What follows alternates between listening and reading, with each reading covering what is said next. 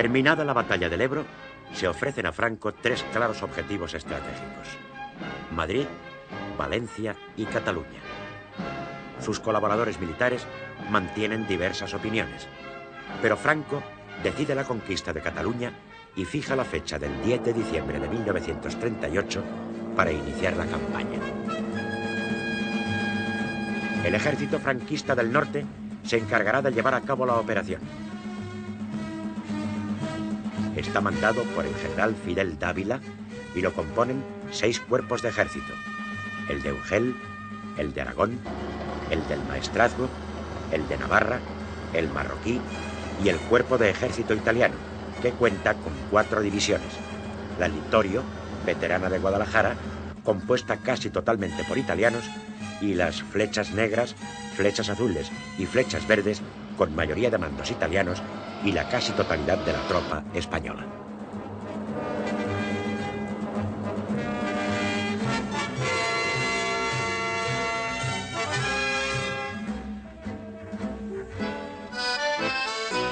Las tropas republicanas en Cataluña están organizadas en el llamado Grupo de Ejércitos de la Región Oriental, al mando del general Juan Hernández Saravia, que cuenta con 2 ejércitos, el del Este y el del Ebro, y algunas fuerzas independientes.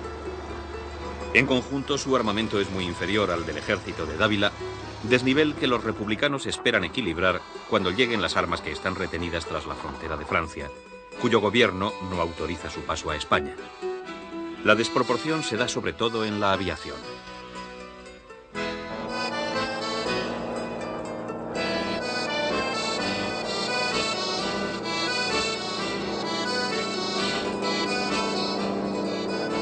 El general Rojo pretende que en la zona centro-sur se inicien acciones destinadas a ganar tiempo hasta que pase la frontera el material bélico que es imprescindible en Cataluña. Se pone en marcha una ofensiva anfibia sobre Motril, que se suspende ante la oposición del general Miaja, que manda el frente centro, y el almirante Buiza, jefe de la flota.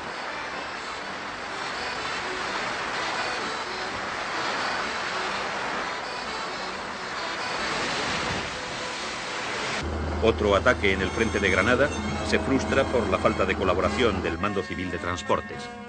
Es el final de los intentos para retrasar el ataque contra Cataluña.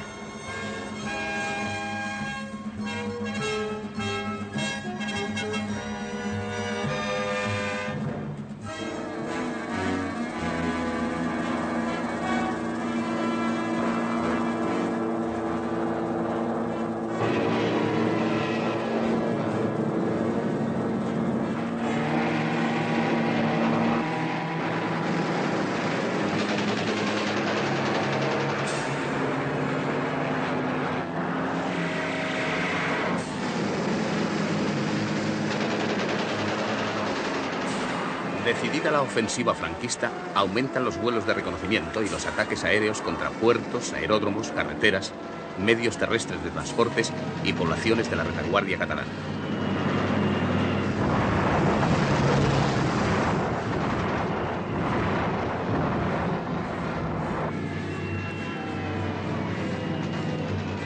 Los 6 primeros días de diciembre, Barcelona y su puerto son bombardeados. Las bombas caen sobre Badalona, Palamós, Tarragona, Blanes, Cervera, Borges Blanques, Mataró, Gavà y Vilanova y la Geltrú. El mal tiempo es general y el día 6 los bombardeos contra la retaguardia se suspenden, por lo que Franco debe aplazar su ofensiva. El día 10 el tiempo mejora. Las bombas caen de nuevo sobre Cataluña. Los ataques comienzan por la capital. Barcelona es bombardeada durante 3 días y luego se extienden los bombardeos a otros lugares. Hay que destacar el bombardeo del pequeño pueblo del Perelló, donde se han instalado los servicios logísticos del 5º Cuerpo del Ejército Republicano. El Perelló es destruido casi totalmente.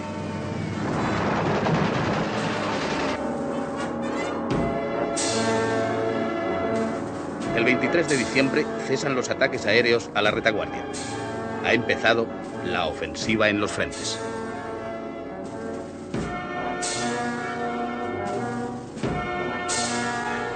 Entretanto, Desde el extranjero se ha pedido una suspensión de los combates en España con motivo de la Navidad. Entre otros, defienden la idea los cardenales Verdier y Vidal y Barraquer, respectivamente arzobispos de París y Tarragona. Pero Franco no acepta. La batalla de Cataluña se inicia precisamente el 23 de diciembre, aprovechando que los pronósticos meteorológicos le son favorables.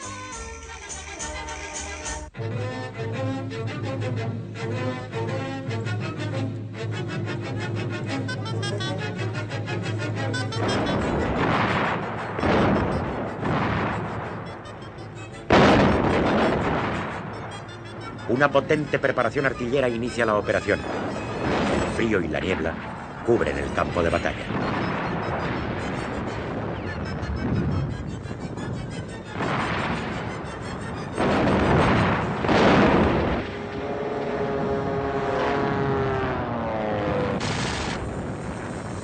El ataque se realiza en dos direcciones. Los cuerpos de Urgel, Maestrazgo y Aragón se concentran contra el ejército del Ebro. Los de Navarra, italiano y marroquí, contra el del Este.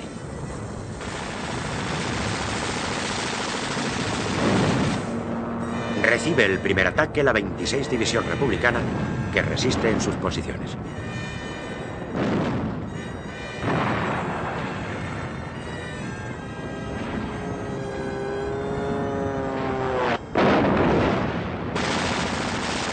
Más al sur, se despliega el ejército del Ebro, formado por las mejores unidades republicanas, aunque han sido terriblemente desgastadas en la batalla de su nombre.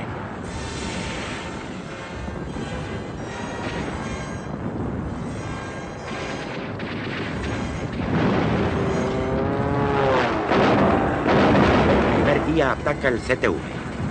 Durante 3 horas, 500 piezas de artillería bombardean los 4 kilómetros que guarnecen 2 brigadas republicanas.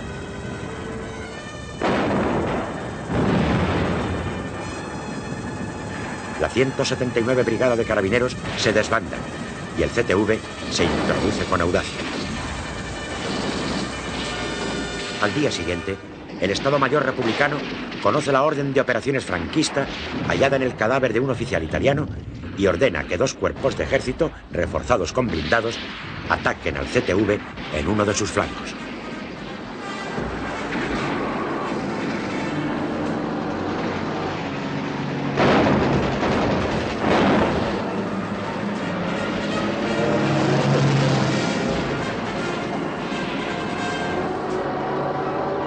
Durante 10 días se combate duramente. Los republicanos pelean a la defensiva en el Segre, donde el terreno montañoso les favorece, e intentan desesperados contraataques en la zona del ejército del Ebro, situado en llano y con muchas unidades deshechas o desbandadas.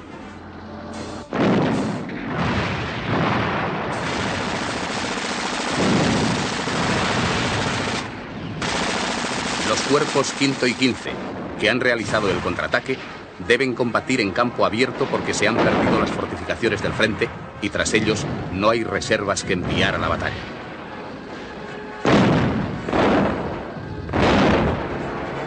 Los republicanos casi no tienen aviación y se abate sobre ellos la mayor concentración de fuego nunca vista en España.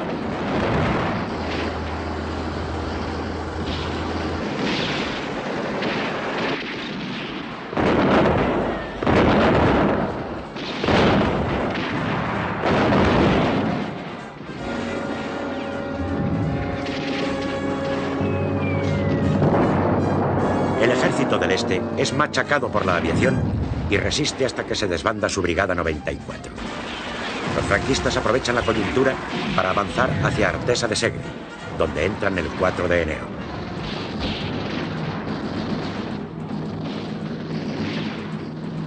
El CTV consigue llevar a cabo la guerra de movimientos infructuosamente intentada en otras ocasiones. En su avance, ocupa Castelldans y cruza el Canal de Urgel.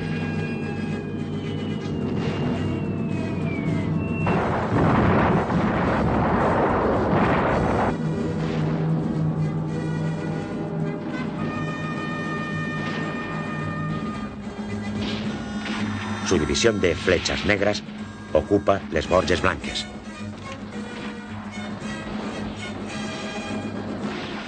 Por otra parte, suspendido el plan Motril y el ataque republicano en dirección a Granada, se inicia en Valsequillo, Córdoba, la última batalla de distracción del ejército centro-sur.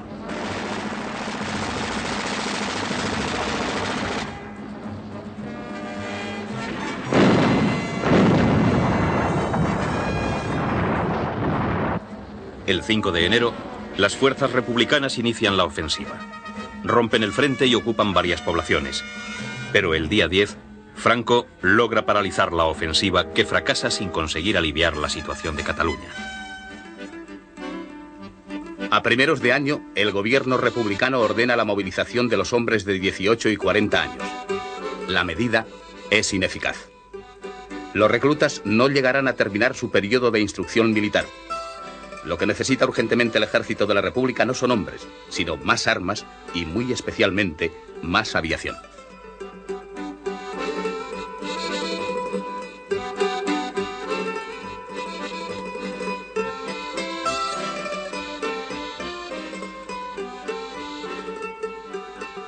La ocupación del territorio catalán por las tropas de Franco viene a introducir un nuevo elemento de tensión en las relaciones entre la Italia fascista y la Francia democrática. Daladier se resiste a las presiones que la opinión pública francesa de izquierdas ejerce sobre su gobierno para que aumente la ayuda a la República Española y autorice el envío de armas soviéticas por avión a suelo republicano, y más teniendo en cuenta la creciente belicosidad mostrada por Mussolini. Ello hace aumentar la tensión en la zona y llegan rumores de una posible intervención francesa en el conflicto español. Franco se inquieta y Ciano, ministro de Asuntos Exteriores italiano, por su parte amenaza con enviar su ejército regular si franceses o ingleses intervienen en la guerra de España. De esta manera aumenta la tensión internacional y se corre el riesgo de que el conflicto español derive hacia una guerra mundial.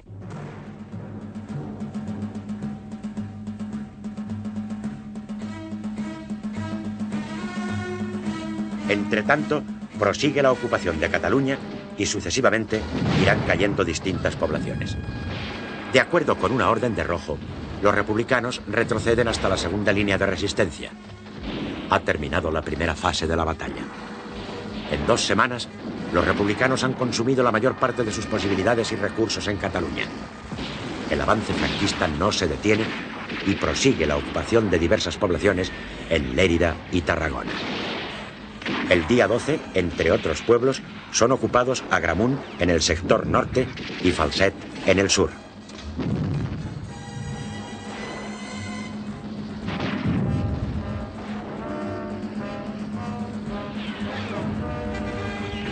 El avance de las tropas de Franco se acelera. El día 12 de enero, las últimas tropas republicanas abandonan Tortosa para no caer prisioneras.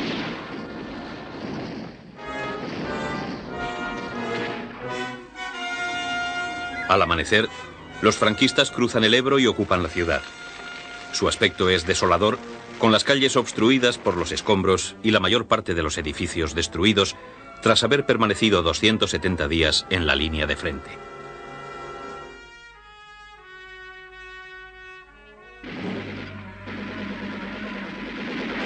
De los 90.000 republicanos que están en el frente, únicamente 60.000 cuentan con fusil. Su artillería es 5 o 6 veces menos potente que la franquista y su aviación ha sido casi borrada del cielo.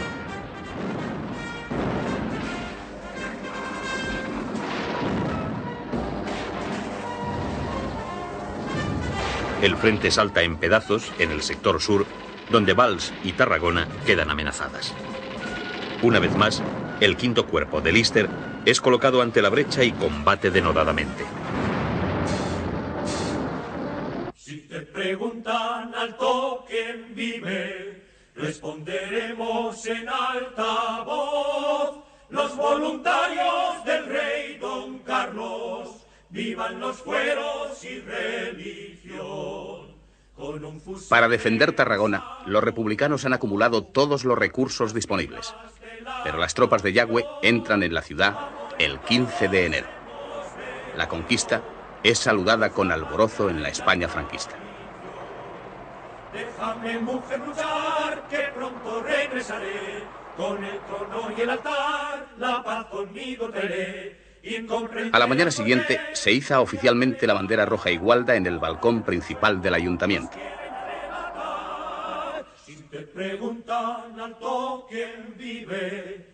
A las 11, en la Rambla, frente al monumento de Rocher de Lauria, se celebra una misa de campaña. Es el primer culto público celebrado en Tarragona desde julio de 1936. Después, el general Juan Bautista Sánchez González arenga a los asistentes y a continuación desfilan las tropas. Es una ceremonia que se repite en todas las ciudades que son ocupadas. Déjame, mujer, luchar, que pronto regresaré. Con el trono y el altar, la paz conmigo traeré. El mismo día los franquistas entran en Reus. La ocupación de estas ciudades, prácticamente sin combate, demuestra el quebranto del ejército del Ebro.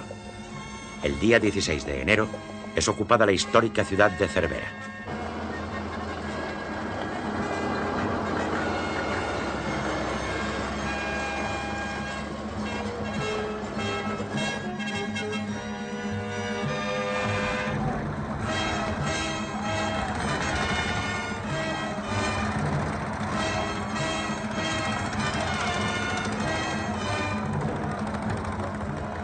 Ante la grave situación republicana, el gobierno francés autoriza que pasen la frontera algunas de las armas soviéticas detenidas.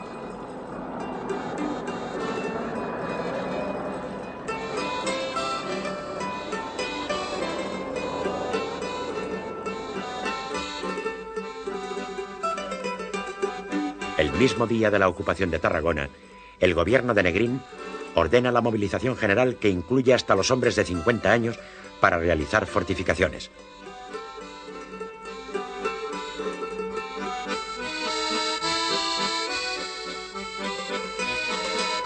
Los soldados declarados inútiles deben someterse a nueva revisión.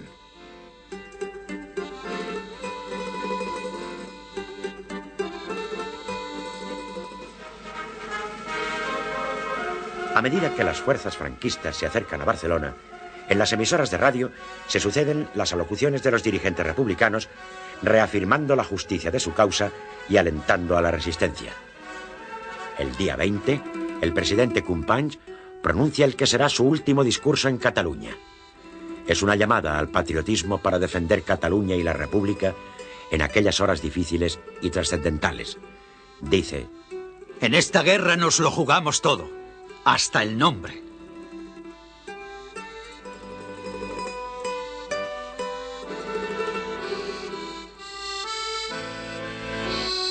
Hoy he visitado la tumba de Macià y le he dicho: descansa. No llegarán hasta aquí. No perturbarán tu descanso. No profanarán tu tumba.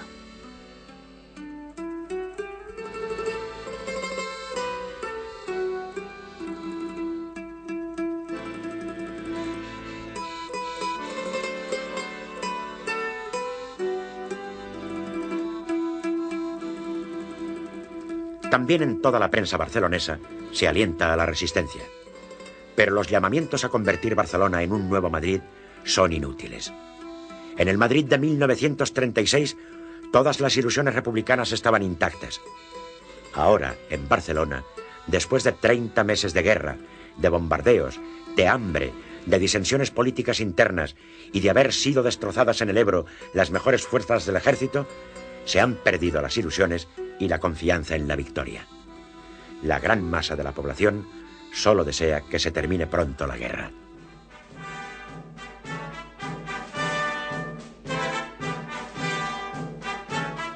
El 22 de enero, el CTV ocupa la ciudad de Igualada y el cuerpo de ejército marroquí la población de Sitges.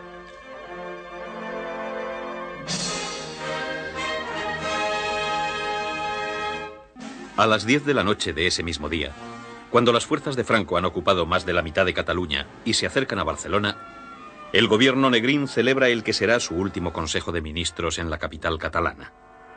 Acuerda declarar el estado de guerra en todo el territorio republicano. La noticia se publica en la prensa 2 días antes de la caída de Barcelona y es recogida irónicamente por los periódicos franquistas. Desde el inicio de la sublevación militar, en julio de 1936, el gobierno republicano se había abstenido de declarar el estado de guerra para subrayar la preeminencia del poder civil en su zona, frente a la situación en la otra, donde todo el poder está en manos de los militares. Esta declaración de guerra trascenderá en la zona republicana del centro-sur, en la que al faltar la presencia del gobierno, los mandos militares obtendrán una preeminencia casi total que facilitará 2 meses más tarde el golpe de estado del coronel Segismundo Casado en Madrid. El día 23 de enero, las tropas franquistas se encuentran ya a pocos kilómetros de Barcelona. La llamada del PC y el PSUC y de las Juventudes Socialistas Unificadas a repetir la resistencia de Madrid no encuentra eco.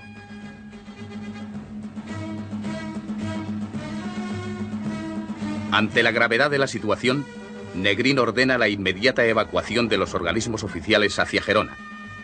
Centenares de coches y camiones, cargados de funcionarios y de sus familias y de archivos, salen de la ciudad y se suman al río de refugiados civiles que marchan por las carreteras hacia el norte.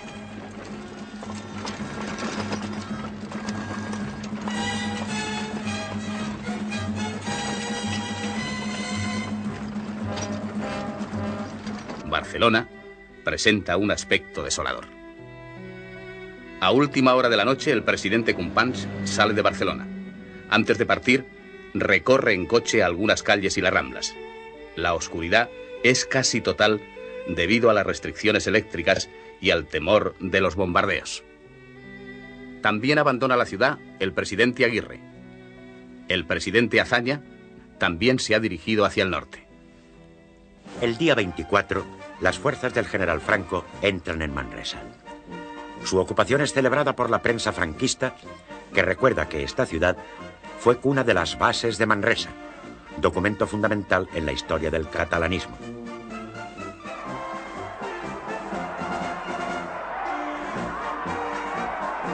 Ese mismo día, son ocupadas, entre otras, las poblaciones de Martorell, Sant Boi de Llobregat y Castelldefels.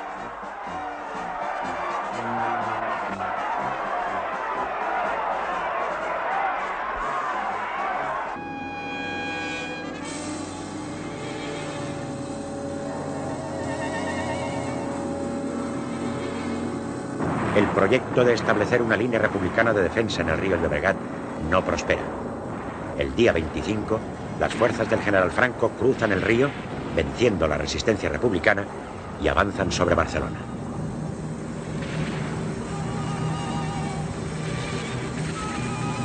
En la ciudad se oye cada vez más potente el estrépito de la batalla. Los últimos dirigentes republicanos abandonan la ciudad y unidades en retirada destruyen depósitos de material bélico.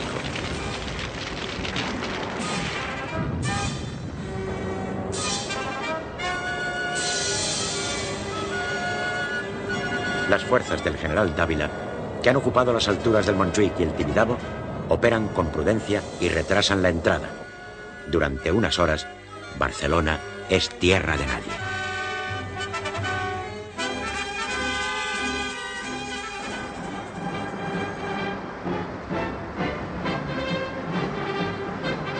A primeras horas de la tarde del día 26 de enero, empieza la ocupación de Barcelona. Los partidarios de Franco se lanzan a la calle a dar la bienvenida y a clamar con enorme entusiasmo a los soldados que avanzan.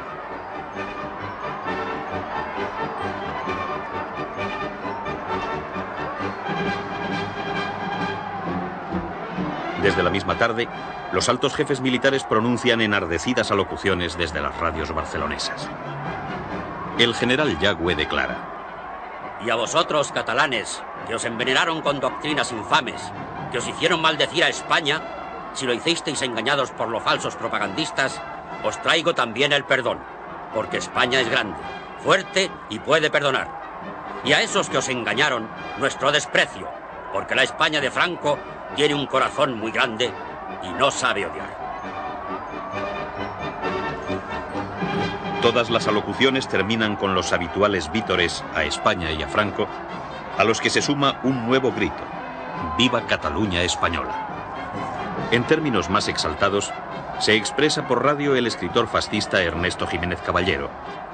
Dice: Cataluña, te habla un español que te quiere y Te quiere como los españoles de la meseta castellana desde siglos te aman. Con pasión. Con la misma pasión que se quiere a una mujer. Por eso, nosotros, los españoles de tierra adentro, los españoles de verdad, no podíamos jamás venderte ni perderte. La conquista de Barcelona se celebra con grandes manifestaciones de júbilo en toda la España franquista y con grandes titulares en su prensa. Desde Zaragoza, Ramón Serrano Súñer dirá por radio: Cataluña ha sido derrotada para siempre, pero subsiste. La gran Cataluña que fue pieza esencial de la grandeza de España. Como en todas las poblaciones ocupadas, se restablece inmediatamente el culto religioso público. El sábado 28 se celebra una solemne misa de campaña en la Plaza de Cataluña.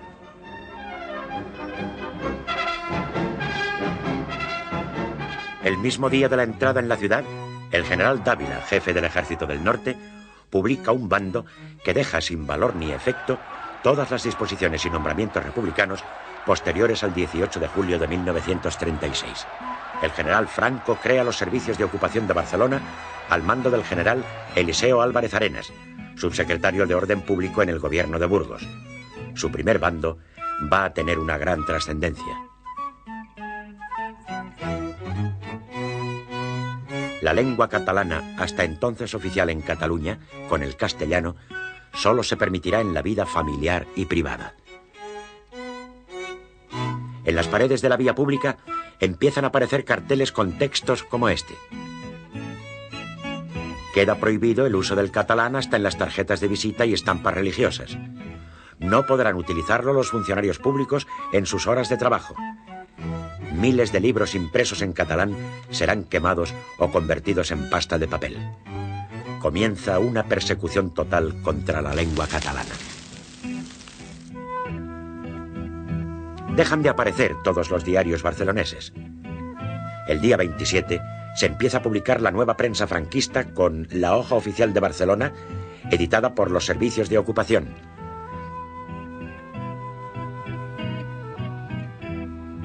Después reaparecen el Correo Catalán, de tendencia tradicionalista, y La Vanguardia, que pasa a titularse La Vanguardia Española.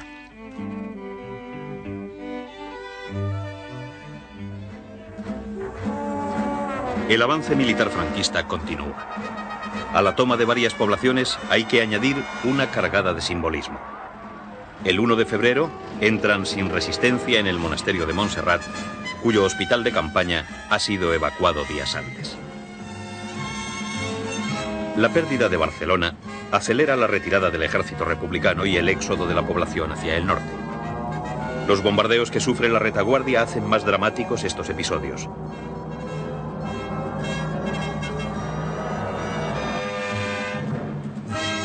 Las caravanas de refugiados, que desde la Cataluña ocupada marchan hacia el norte, se incrementan con los miles de barceloneses que huyen utilizando cualquier medio de locomoción e incluso a pie, cargados con sus enseres.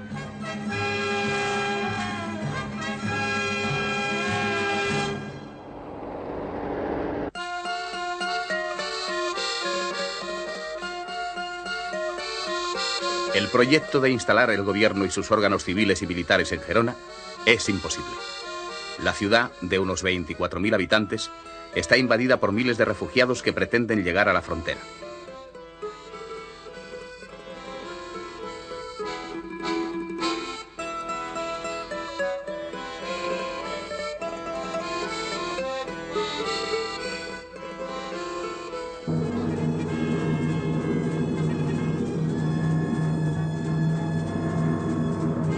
El caos aumenta cuando la ciudad es bombardeada los días 27, 28 y 29 de enero.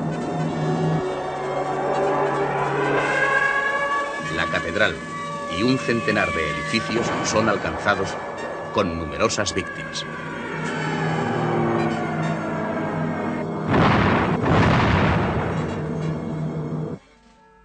Solo una pequeña parte del gobierno puede instalarse más al norte, en Figueras y su castillo. El resto se dispersa por diversas localidades de la comarca. El presidente Azaña, que se encuentra en el Palacio de Peralada, pronto se traslada a la Guyana. Aquí se instalará también el presidente Negrín, el Ministerio de Estado y el Estado Mayor Central. En la localidad vecina, Lavallol, se instalan Companys y Aguirre. Esta dispersión hace imposible una actuación eficaz del gobierno republicano y de su administración central.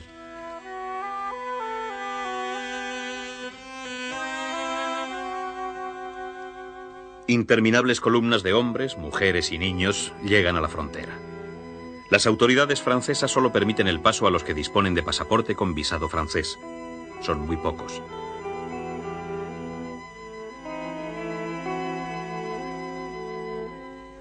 Los demás, hambrientos y defendiéndose del frío como pueden, acampan por doquier. Algunos consiguen pasar la frontera por difíciles pasos de montaña no controlados.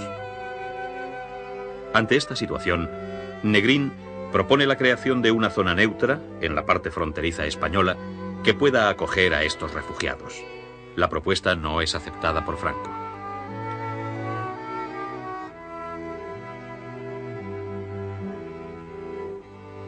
Por fin, el 28 de enero, los franceses autorizan el cruce de la frontera a los primeros grupos de mujeres, niños y ancianos.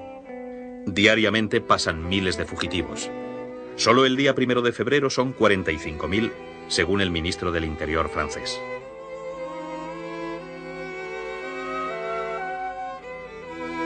Pero la frontera continúa cerrada para los hombres en edad militar y los soldados republicanos.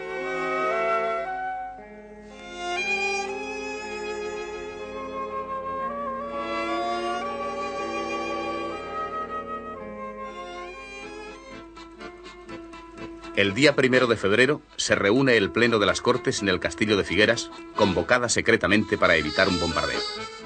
Asisten 62 diputados, algunos llegados desde Francia, a donde regresarán acabada la sesión. El Pleno se celebra en las antiguas caballerizas, donde hace un frío intenso.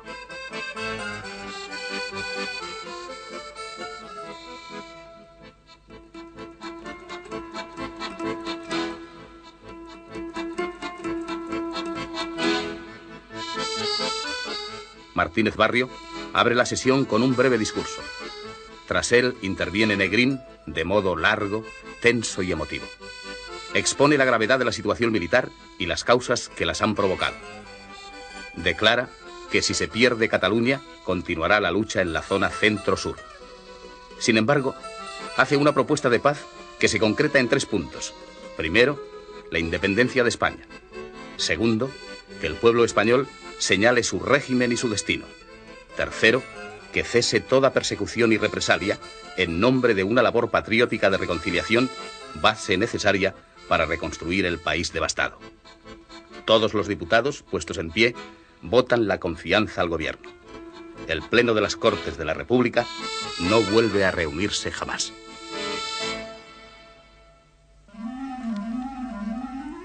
El día 3 de febrero, fuerzas del Cuerpo de Ejército de Navarra entran en Gerona, que ha sido repetidamente bombardeada.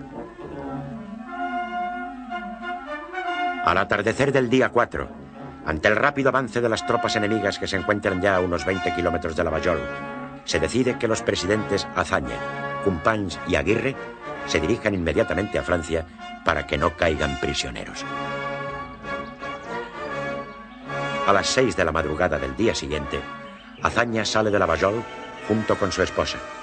En 3 coches le acompañan Negrín, el presidente de las Cortes, Martínez Barrio, el ministro sin cartera, José Giral, algunos jefes militares y familiares.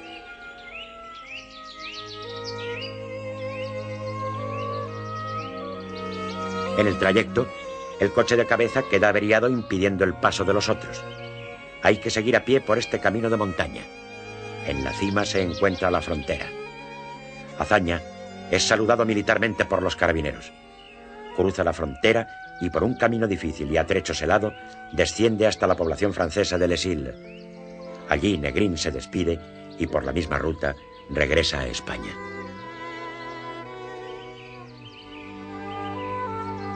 Una hora después, los presidentes Companys y Aguirre emprenden el mismo camino desde la Guyana. Les acompañan varios consejeros de sus gobiernos y les dan escolta Mossos d'Esquadra y gudaris vascos.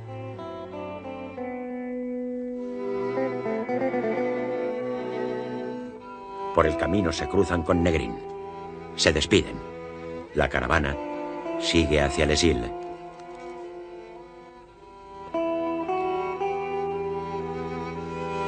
Este mismo día, 5 de febrero, las autoridades francesas autorizan por fin la entrada a Francia de los combatientes republicanos. A medida que se acercan a la frontera, destruyen o inutilizan su material para que no caiga en manos del enemigo. Muchos militares republicanos heridos han abandonado los hospitales para no caer prisioneros. En 4 días cruzarán la frontera unos 300.000 soldados.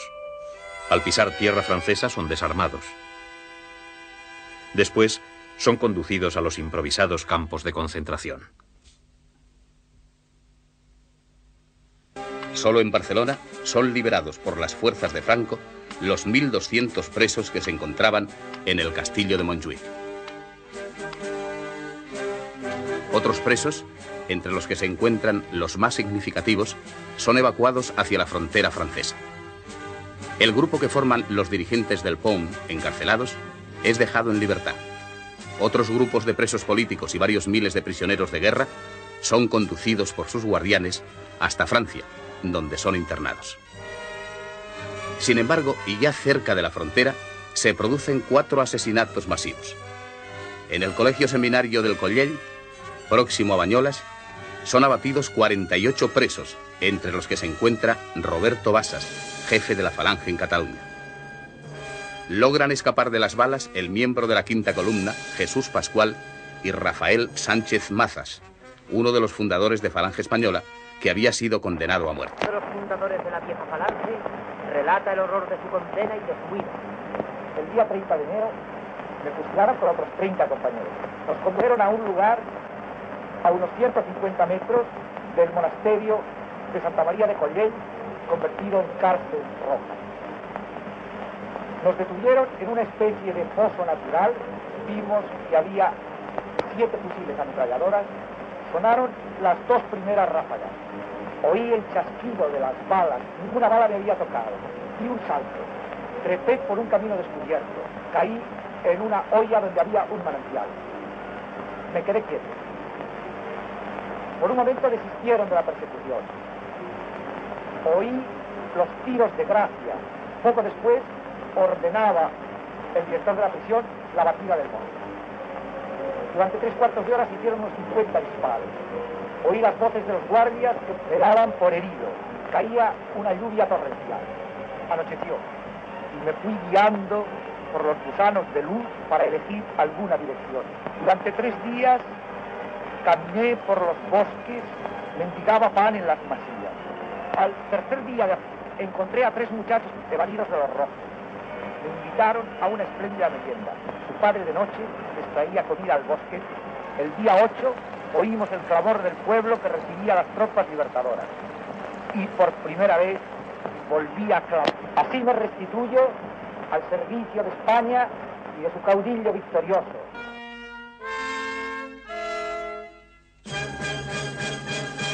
Unos días después, en La Tallada, cerca de Gerona, son asesinados 13 presos procedentes de la cárcel de esta ciudad.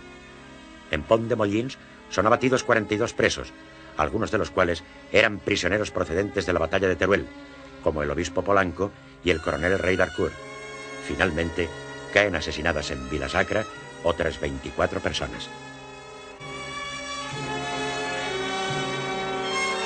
En la ocupación de varias poblaciones catalanas por las fuerzas de Franco, también se producen ejecuciones de prisioneros de guerra y presos.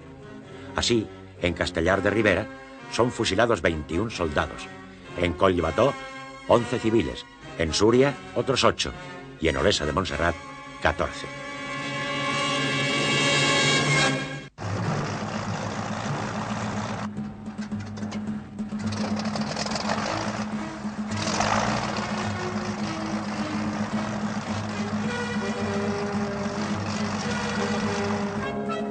Durante los últimos días de la campaña de Cataluña, la aviación franquista, con la poderosa contribución de la Legión Cóndor y la aviación italiana, domina totalmente el cielo de Cataluña, a pesar de la oposición de la aviación republicana, muy inferior en número.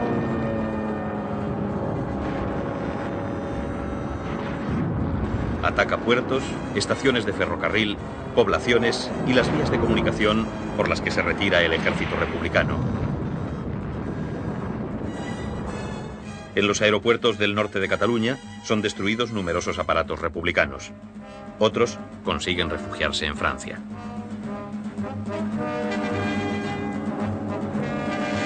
El día 6, en el aeropuerto de Vilajuiga, tiene lugar el último combate aéreo victorioso de la aviación republicana en Cataluña. Cuando despegan 3 chatos y un Grumman Delfín para dirigirse a Francia, un grupo de Messerschmitt ataca el aeropuerto.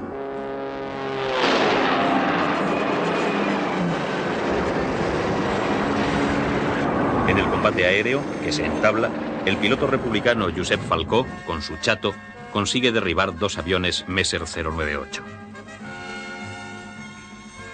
Hacia las 4 de la tarde del día 8 se reúnen con Negrín en la Guyana unos 30 altos mandos militares y comisarios. El general Vicente Rojo expone la situación militar en Cataluña, que es gravísima, y se estudia la posibilidad de continuar la resistencia en la zona centro-sur. Intervienen varios de los asistentes, pero la reunión debe disolverse porque llegan noticias de que el enemigo avanza rápidamente y los jefes militares deben regresar a sus puestos de mando. Poco después, Negrín es informado de que el enemigo está llegando a Figueras. Casi al mismo tiempo se escucha una enorme explosión. Es la voladura del castillo de esta ciudad. Negrín, para no quedar aislado, da la orden de partir inmediatamente hacia el sector español del puesto fronterizo del Pertús, donde queda instalado el puesto de mando del grupo de ejércitos. La explosión del castillo de Figueras ha sido provocada por los republicanos en retirada para que la gran cantidad de material militar que hay almacenado no caiga en poder del enemigo. Toneladas de piedras vuelan por los aires. Algunas piedras caen en el mismo casco urbano de Figueras. Mueren y son heridas varias personas. Unas horas antes se ha producido otra explosión similar en Llers, en cuya iglesia hay almacenadas unas 200 toneladas de explosivos. Aquella misma noche entran en Figueras las primeras patrullas del ejército de Franco. La ciudad ha sido repetidamente bombardeada. Quedan cadáveres por retirar entre los escombros y en la vía pública.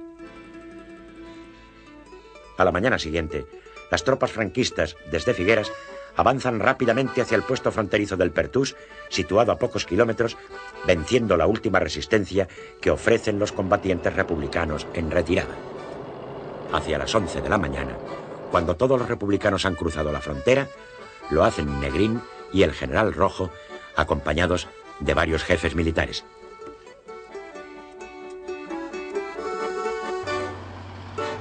Poco después, las avanzadillas del Cuerpo de Ejército de Navarra llegan al Pertús.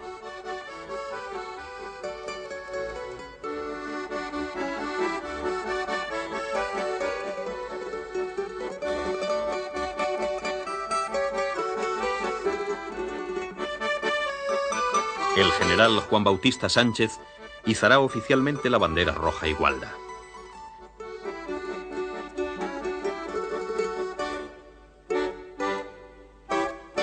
Después llega el general Solchaga, quien es saludado por el general Fagalde, jefe del ejército francés que cubre la frontera.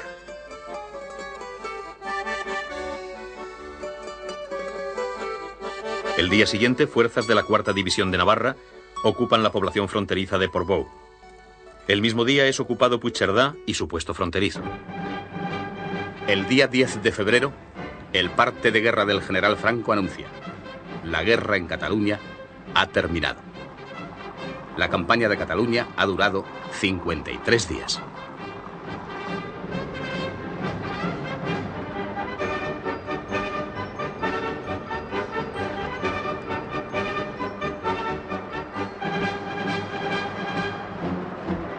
El 21 de febrero, 10 días después de la ocupación total de Cataluña, se celebra en la Diagonal de Barcelona un gran desfile militar presidido por Franco para celebrar la victoria. Abre la marcha el general Gambara, jefe del CTV, acompañado de su Estado Mayor. Pasan los italianos, siguen las fuerzas marroquíes y españolas.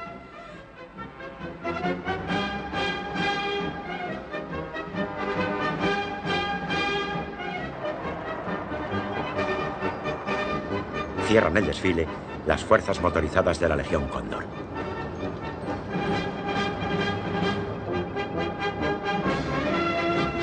Terminado el acto, Franco se dirige por radio a los catalanes. Españoles de Cataluña, el grandioso desfile de nuestro invicto ejército por la capital de Barcelona es el acontecimiento más grandioso de nuestro renacer. Catalanes, no olvidéis nunca que por la redención de esta querida patria entregó España su mejor tesoro, la sangre generosa de su juventud, sublime ofrenda a la unidad de la patria.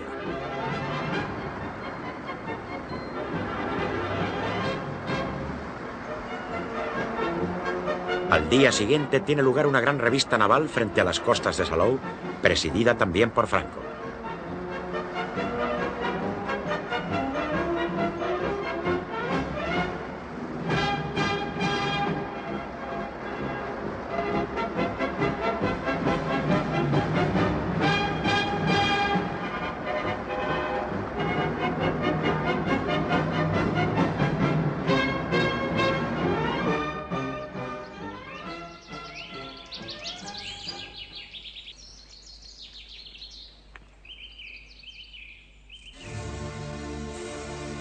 El 22 de febrero de 1939, el poeta Antonio Machado agoniza en su habitación del Hotel Buñol Quintana, en la población francesa de Collioure.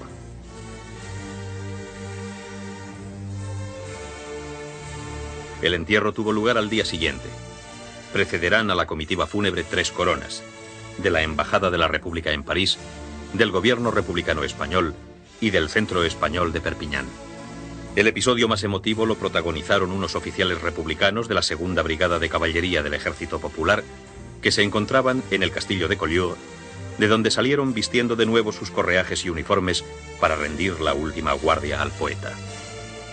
Su hermano José encontró en el bolsillo de su gabán días después de su muerte un pequeño y arrugado trozo de papel con los últimos versos del poeta. Estos días azules y este sol de la infancia.